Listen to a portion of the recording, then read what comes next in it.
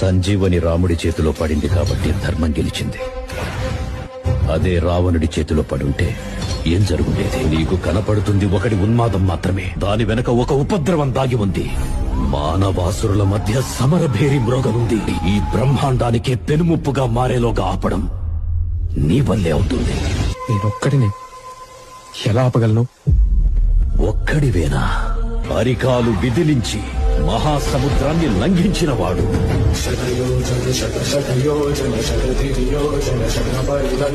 రాక్షస సైన్యాన్ని మట్టుబెట్టి రావణుడి సింహాసనాన్ని కంపించినవాడు,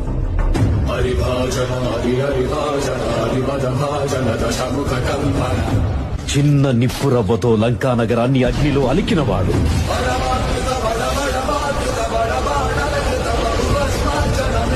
త్రేతాయుగంలో రాముడి నీడయ్యాడు,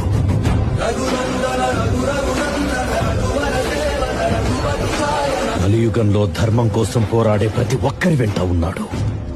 నీ వెంట ఉన్నాడు. ధర్మ ధర్మ నిర్వహణ కోరిన ధర్మకూడదుర్జయ సమమౌనని చాటిన లాటి పురాణ